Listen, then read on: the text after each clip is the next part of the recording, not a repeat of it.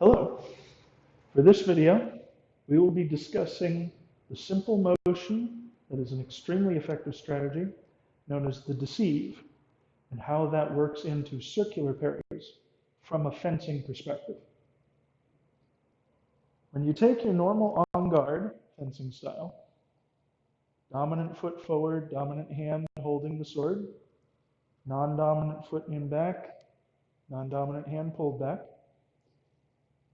you'll come up against your opponent, crossing about this far with their blade in many cases. This is attack distance. If you're this close to each other, you're both already in danger, and you both know that. From here, you'll very often be on your right side, your opponent's left side, and they'll be the same.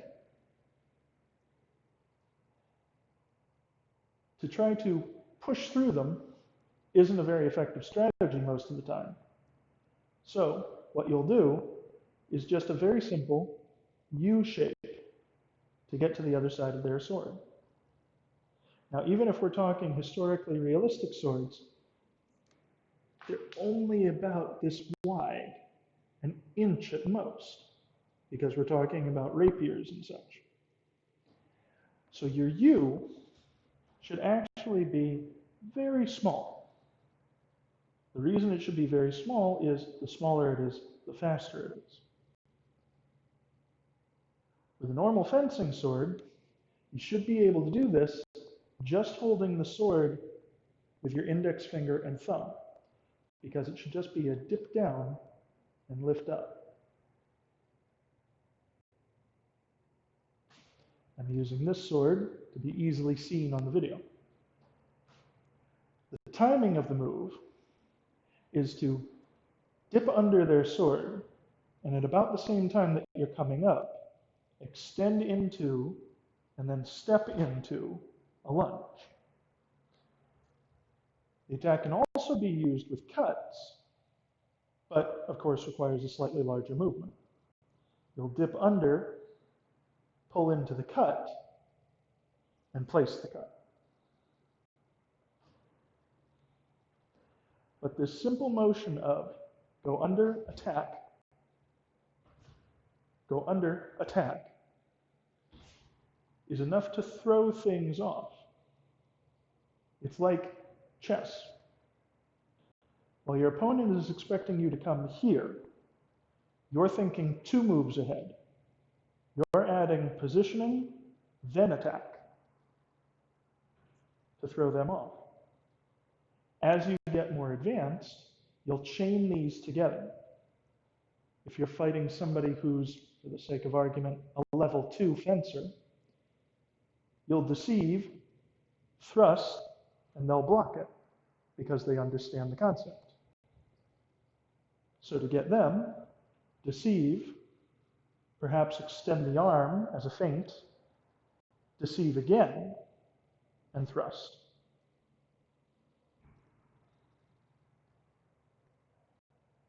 First, hold your sword and get in the practice of dipping under and under in both directions. This is going to be part of your training today. Just that simple go under. Pick a point on your wall, something with a vertical line you can stare at, and just go from one side of that vertical line to the other. Next, back away from your wall so you don't put any holes in it. Hold your sword, dip under, and thrust at a distance so you won't actually hit your wall. Come back, dip under to the other side, thrust. This is one set. You should do both directions of the deceive to get full practice. Now, this is the offensive part of the move, but it also always has a defensive part. Remember your basic parries, the push and the roll. If you connect those with a basic deceive, what you have is a circular parry. A circular parry takes more time, So it seems incongruous with being a good defense. But it also offers a bit more power, a bit more control over them. If someone comes at you with a strong attack, a strong thrust, or a strong cut, adding the circular momentum to your parry can give you enough counterforce to really keep them off. And if you've been practicing keeping your point on target, you'll still be very effective with your counterattack. So on the high lines, you go under, pull into the roll parry, or go under, push into the push parry. On the low parries, it's actually using the Deceive's mirror movement called the cutover, or coupe if you prefer. Cut over, roll, cut over, push. Now, let me show an example with an opposing sword for visuals.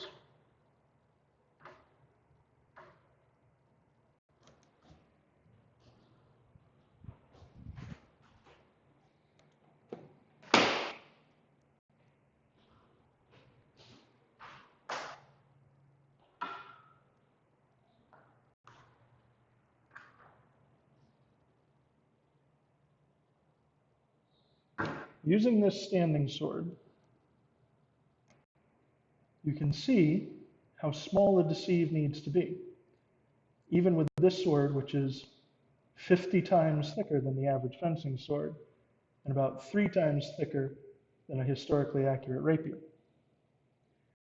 All it is a simple U, thrust. Simple U, thrust. And the same way with the defense, simple U, roll, simple U, push. If you have the ability to set up a secondary sword somewhere for you to practice going under and over, by all means do so, but again, do not attempt a full thrust at your wall, as you will probably be causing a lot of expensive damage to your drywall. Better to practice in the air and just work on making those deceives as small as possible while still being an effective U.